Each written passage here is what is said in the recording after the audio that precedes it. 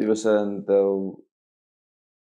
In fact, actually, I don't know if we got any of that, so we'll just go. So, what sort of? So you're coming in with Humvees, then infantry, and what sort of resistance are you looking at from Daesh? What sort of units are they using now? Oh, it would depend. It could be. I never saw. Sometimes you just wouldn't see them, so you wouldn't know how many there were. By the time you got in, you didn't know how many had fled. I think the most I've ever seen in a group in a village is 5 or 6. But then add into that the suicide truck in that particular village. It's really difficult to estimate numbers. Once again, they're dug in. You arrive at the village, they're dug inside houses. I mean, on one occasion we And they always have an escape plan. On one occasion we were driving around Glastonbury with the Hummers. And we had a few runners. There was a suicide truck, and I think the way that played out in the end was that we didn't know how many were dug in the house, but the sabotage tabor came up behind us when after the Hummers pulled back and the infantry went in. The sabotage tabor came up behind us, laid charges, and just blew the house up. And I don't know how many fighters were in that. So sometimes it's hard to estimate numbers. So, but usually small groups. I would say usually small groups. Another time we took a village, and that was a village I told you with people sort of running around, different units, quite discoordinated. I went out after they proclaimed the village taken. I went out and said we should search beyond that berm. They said no, don't worry. I ran out to the berm and there were 5 Daesh making away. They started firing on us. We chased them. 2 of ours ran out, ahead, and that turned into a running battle as well. So yeah, usually small groups against small groups. And they wouldn't be using many mines and IEDs and that sort of thing at this point, aside from like the vehicles. Oh, there were mines, and when we actually went into buildings, we were really careful. They probably almost certainly had IEDs in the ground. Fortunately, I don't think I've never come across one, but some of ours have, been very unlucky and caught the business end of IEDs in the ground. Yeah, so no, they were around. I haven't encountered them myself. Probably just by sheer luck, I would imagine. Okay, and we jumped out a bit there, but you were just starting to tell me you come back. You're doing a bit of R&R, like obviously much needed. You came back to England, and what happened then? I came back to the UK, and I was pulled aside at Portsmouth International Ferry Port because I came from France, and detained under Section 7 of the Terrorism Act. Questioned, 6 hours. Taken to London, questioned further, and then bailed. And I was on bail for something like 2 years. Strict bail conditions at first, bail address, signing every week at a police station, and so on. And then relaxed conditions, which meant I could leave the country, although, with questions again, travel hubs. And then after 2 years of that, I was charged. So you were waiting for 2 years. Yeah. And what were your feelings coming back and getting pulled aside straight away and questioned? Were you? I was quite at a low ebb, actually. I was quite at a low ebb after a year of war, and it's particularly the way I described, the last operation with the lack of discipline in the unit and the bombs at Tel Tamer. I was actually quite tired at that point, and to suddenly be put through all this at that point was quite grueling, really. Where you write down. So you go. Where you write down. Yes, it was particularly wearing. Yeah. And were you worried? So you had that 2 years from the initially question. I'm sure they've gone over everything. They take all your electronic devices, go through all of them, ask you every question about everything that's ever happened in your life. And then you've had that, that they're investigating you, and you're waiting for 2 years. What's your feeling like in those 2 years? How are you? Well, I mean, it's always at the back of your mind, isn't it?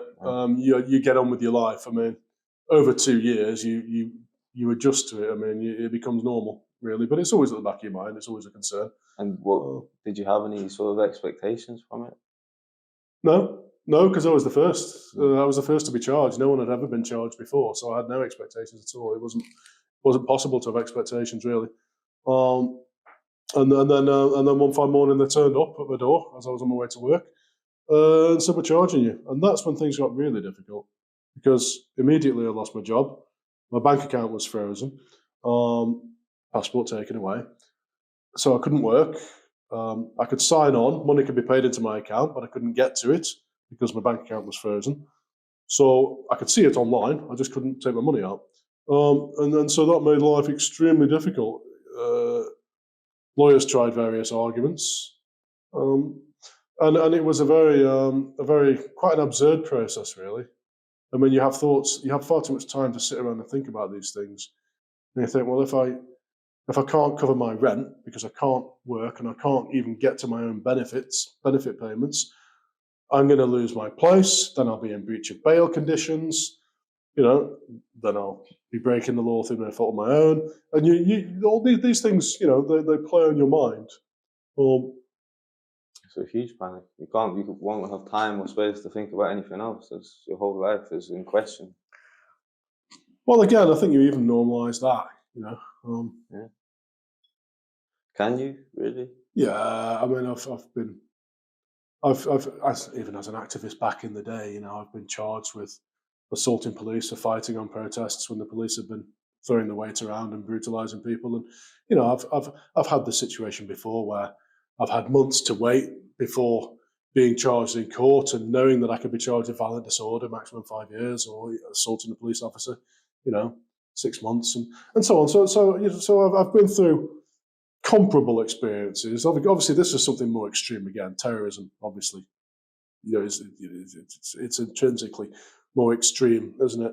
But I wasn't completely unprepared for the prospect of I might go to jail, and this might be serious. But how did that feel coming back? Because at the time, it definitely wasn't like illegal to go there or anything. You weren't really aware of any legal issues with it. How did it feel I would to be? take issue with that. I would say that the law wasn't clearly defined, and I think it's designedly unclear so that it can be cherry picked and used when they have an ulterior motive, like sweetening deals with the Turkish government and the Turkish state and Turkish. They did make it illegal just around the time I turned 18. The law wasn't clearly defined at that point. Yeah. It wasn't explicitly written in law that you may not travel to Rojava, but there were other laws that they were using to say, well, it's illegal in this respect or that respect. Again, anti-terrorism law is designedly vague so that it can be widely interpreted. So it wasn't a surprise to you. So I think it's a mistake to say that it wasn't illegal. It's also a mistake to say that it was illegal, and that really is terrorism law in a nutshell. But I just want to know, was it a surprise to be treated like that, to be called, to be charged with terrorism, to be under that kind of investigation from the police? Obviously, as you say, the thing is, there had been talk and rumour of this sort of thing going on, even in the early days when I first went to Rojava. Australia, I think we're talking about using anti-terrorism law against volunteers in Rojava. And I remember even saying at one point in a different interview that if Bagauch had made it home, he would probably have gone to jail. I don't think that did actually play out that way in Australia with the returning Australian volunteers. As far as I know, none of them were seriously charged, and one of them actually is in Australian politics now and is okay. So it didn't turn out to be the case, but there was certainly talk of it. So no, it wasn't a complete surprise. It was still, quite a shock, to find that we're going to do this, but not a complete surprise, no. And again, I know not to underestimate the police, whether it's regular police or anti-terror police or any other kind of police, special branch. I know not to get too comfortable with where you are when it comes to the police. Very smart thing to say, to do generally. So we were talking about the London activist movement before, and this solidarity movement. Absolutely. In this time that you're talking about, where you can't access your bank account, you can't get benefits, you can't go to work, you can't really do anything. Did you have a lot of support, whether it be from like the Kurdish community or activist community or general? Some, but I didn't want to ask for too much. I mean, it was not,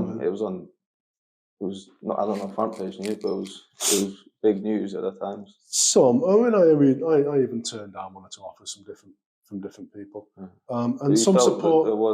Some support I didn't actually want. Like the Football Lads Alliance wanted to do a demonstration.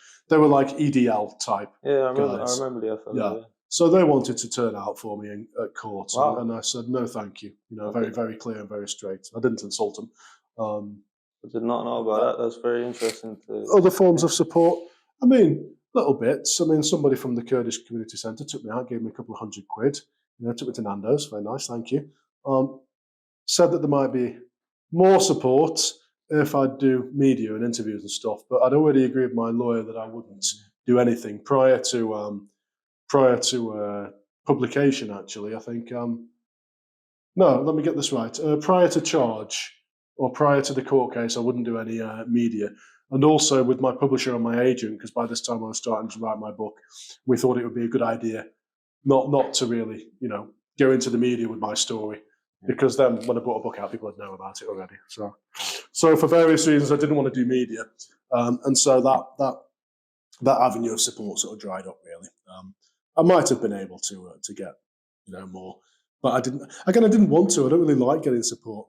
What I did manage to do was do a bit of cash in hand work for a mate of a mate who lived on a barge in Barking Creekside, is it, or Barking Riverside, whatever it's called, sanding and scraping rust and paint off his boat and then painting it up. And then when I'd finished that boat, which took a couple of weeks to do, scraping the tow rail and making everything nice, the person on the next boat said, well, what are you doing next? And I ended up doing their boat. And so for the whole of that summer, while I was charged with no bank account and unable to work in a proper job, I could have found maybe a job somewhere. The special branch would have fucked it up for me, and even then, my wages would have gone into a bank, and I couldn't have got them. Yeah. I ended up scraping boats all along the river in Barking, and that's what kept you going. If you like, kept my head above water. Absolutely, cash in hand work, scraping rust and paint off people's boats. Above water, yeah, like absolutely. Yeah. So that I survived that way. You're a survivor. I'll give you that. You got to do what you got to do, innit? Yeah. So how was the trial then? It didn't go to trial. They dropped the charges. Yeah. Do you know why? Do you know what we think prompted them to drop the charges? And this might be useful for anyone else in a similar position. We asked for disclosure from the other side. We said we want to know two things. We want to know about any discussions that you've had within government, British government, about whether the YPG should be prescribed or not. What conversations did you have? What arguments were raised? What decisions were made and what reasons were given for not prescribing the YPG? We want to know that if you're going to charge them with terrorism, because all of this is very ill-defined. So we want to know that. Secondly, we want to know what conversations you've had with the Turkish government about this, about charging British supporters of the Kurdish cause. We gave that to them, and very quickly we got a letter back saying, okay, we're dropping the charges because we don't think there's a realistic prospect of conviction. This is not because you've asked for disclosure about the, by the way. They literally said it in the letter, yeah. And so it was at that point, I got a call from my lawyer. Do you want the good news or the bad news? Actually, it's all good news. You're in the clear. My bank account was lifted without word. By the way, when they closed my bank account, they never gave any explanation. I didn't even know they'd done it, but just my card was declined. When they lifted it, no word again. I just found out by trying a transaction online and then trying the cash point. A word on that. Banks and financial institutions take advice from a private company called WorldCheck, staffed by former intelligence officers and police intelligence officers. Okay, and they advise financial institutions about politically exposed persons, so-called PEPs. When WorldCheck get in touch with your bank brings the shutters down immediately. They won't say a word to you about it. If they lift it, I mean, they had to lift it. WorldCheck have been sued by at least one human rights group for, Sounds like a big victimising people interest. wrongly. A big conflict of interest. Where was I going with that? So the bank won't give you any notice. WorldCheck, you can access their site. If you pay, you can see what they've got up about different people. And so they had me listed on their site, so we got them to take that listing down. After that, the bank freed up my account again. But there was no communication, no notice, nothing. Sounds like you. But that's how that works, just if you're curious. Sounds like you had to make some very smart moves though, with the asking for the disclosure. Well, it wasn't my idea. I mean, I had smart lawyers. I had really good lawyers, and they've, what's the name of the firm again? Not Bindmans, that's another one. Bernberg Pierce. Yeah, Bernberg Pierce. Yeah, shout out to them because they've handled some very high-profile cases, and they're very no frills. You go in their office, and they're just bunch of very unassuming people, fairly unassuming premises as well. But by God, do they know their stuff? And yeah, it was their idea to ask for disclosure, and I think it was a very good move that we did. Yeah. How did that feel getting that news? Well, jubilant, of course, excellent. The biggest thing for me was that I couldn't publish my book until we knew which way the trial was going to go, because. So you already had it ready to go by that point? Pretty much, yeah. But you're not allowed to make money off the proceeds of crime. You remember all those London gangsters, the Craze and all those that sold their biographies? I don't think they can do that anymore. Because, again, this law was brought in to stop it. So I couldn't publish my book. And so as soon as the charges were dropped, I was like, great, now I can get my book out, which was the big thing for me. That more than, financially, the boats and, what really kept spiritually was the writing. I was out of artwork by then. I was, trying to be a writer at that point, and sort of still am. And so that was really what kept things alive for me. And it was also a continuation of the fight in a way, and some of the things that I said in the book. And so once the charges were dropped, my first thought was, great, now I can put my book out. Of course, freedom and liberty and money and everything else was also part of it. But yeah, it was fantastic. Of course, I mean, yeah, as you'd expect. I remember hearing about it. I remember seeing you shortly after, and I'm just so glad to hear it. You had some police attention yourself when you returned from Rojava. Yeah, I did, but not being investigated. You weren't charged. You weren't. No charges. Just the section 7. It's so random. Again, I alluded to this before, and I think it's worth making a point of. The very vague, controversially vague wording of anti-terrorism legislation is purposeful, not accidental. Again, I think it suits a very unaccountable and mysterious department of the security services, the special branch police and the intelligence services. Suits them to have a law that is so wide open to interpretation that it can just be used against pretty much anyone they like when they've got an ulterior motive.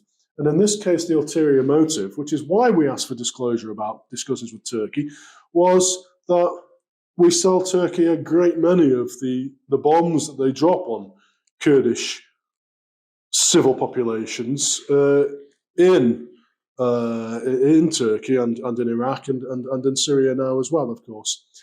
And Britain has had a schizoid role in this.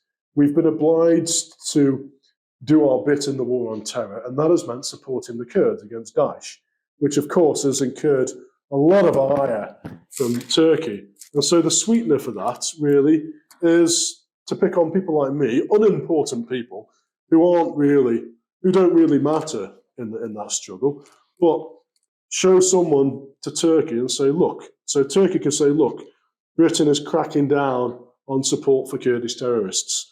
And so that's, most people I don't think would really readily accept that our security services and that our elite security services, with all their shadowy glamour and their mysterious power, are acting as a whipping boy for the Turkish state in this regard. But that's the concrete truth of it, and it doesn't take too much digging to really establish this. It's all out there. They're too arrogant to really hide anything or pretend. They never account for their decisions. MPs, lawyers, human rights activists ask the state repeatedly, ask the security services repeatedly, why are you using the law in this anomalous and inconsistent way? And they just don't trouble to reply. And I don't think that's going to change.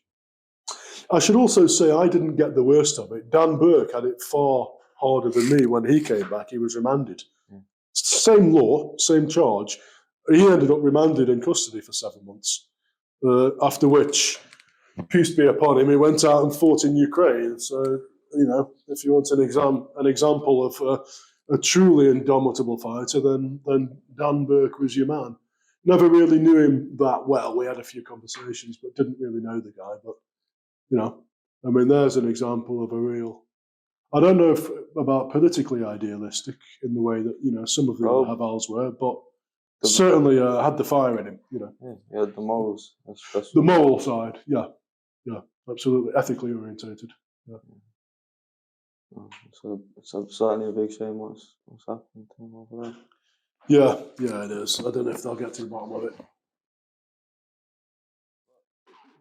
With all that, something that's going to be very important to anyone, to a lot of people. I think anyone who would take any inspiration or relate to all the stuff that you've said is something that holds most people back and holds certainly me back. I think maybe to some degree everything you've been through, especially the pressure from your own state and the amount of threat they had you under, is mental health. Like, how would you say that you cope with everything that you've been through? How do you keep yourself going and keep stepping up to the plate and keep pushing on? Well, again, you said this before. This thing about inspiring people. I find it a bit baffling, to be honest, because as I've said in this interview, that I spend years not really doing very much or being involved in anything. So perhaps that's one way.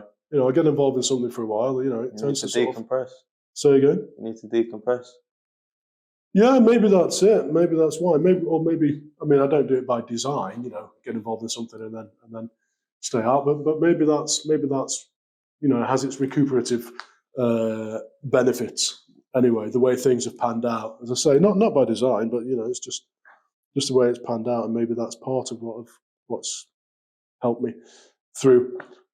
On the mental side, I think it's good to remember you're made of tough stuff. Mental health is a concern. Emotional, psychological well-being is a concern, and I'm very glad to see that it's much more talked about now than it was 10, 15, 20 years ago. It's much more acceptable to say I've got a mental health problem. There was a stigma about it before, and I'm glad to see that's going. But I think it's also important to remember at the same time that you're made of pretty, tough stuff, and you meet people all around the world who are living in the most unimaginable situations, and they're still, going from day to day, holding things together, running a household, looking after their children, with things to put up with that you and I, couldn't begin to fathom. Don't want to speak for you, but but we couldn't.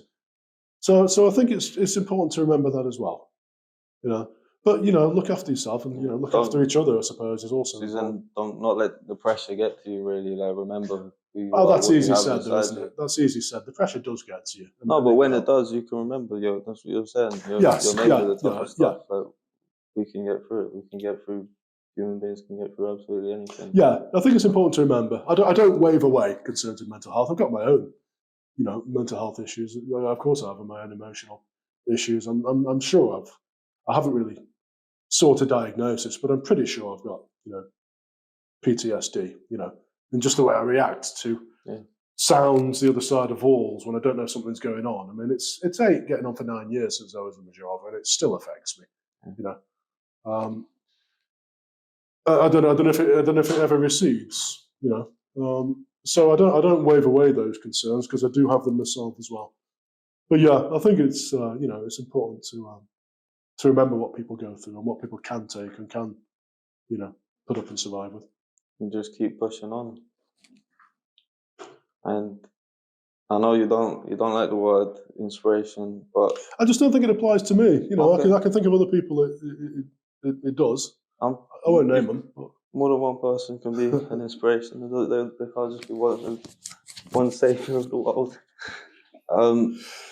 But to people that would be interested in the kind of all the kind of things that you've done and relate to who you are as a person and the things that drive you, what I don't know. I don't want to just ask what would you say to them, but what hope would you have for them? Like people who maybe just starting to be able to take political agency or I think physical it's agency great in that themselves. there's always a new generation of people that are willing to sort of get out there into the streets or get out there into Palestine or get out and be active and confront power and authority and abuse of power. I think it's fantastic that there's always that spirit goes on.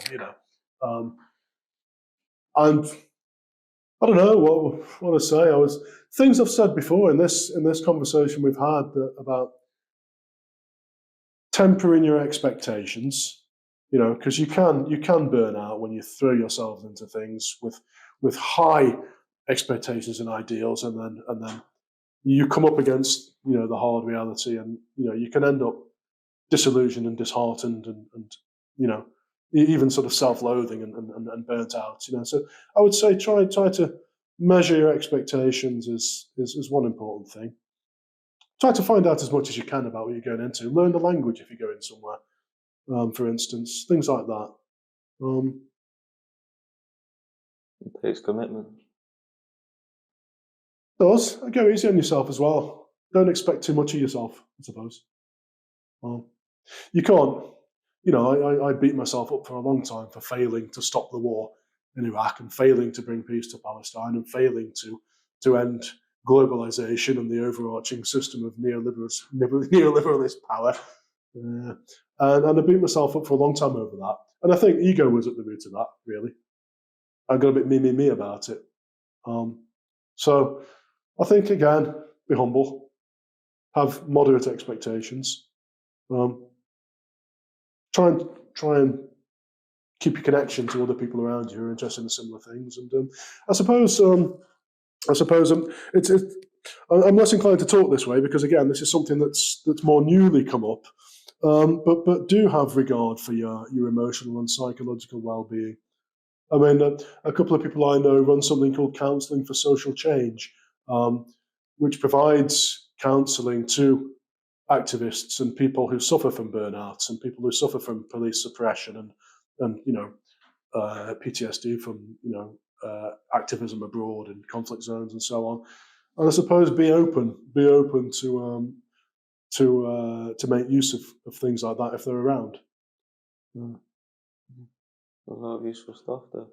Well, I think there's less of that machismo around, in activist politics that was still very much there. The punk anarchist side of things. When I was getting into things no time quite for a that while now. ago, All we have is hope. there was less. Well, there was more reluctance to sort of admit that you'd sustained damage or that you felt hurt and worked over after a particularly unpleasant situation with the police or something. But I think there's more acceptance of that now, and I'm glad to see things going in that direction. Yeah. Well, that's a positive note then. Hope things continue to go in that kind of direction. Well, I think that's as good as time. Well, it's up to you. You're the young generation. It's up to you to carry it forward. Yeah. While old soldiers like me sit in wing-back leather armchairs before a roaring fire and sip our scotch and dream of what might have been. Well, listen to him. It is all up to us now. So let's get to it. Let's get to it. Let's go to the pub. Thank you very much. Thank you too, Lorcan. And by the way, I'd just like to say, if we're still on camera, I've done a lot of interviews with different people, different kinds of media, and this is the first time I've done one with someone who's had, shall we say, similar experiences to mine out there. So it's a bit of an honour for me too.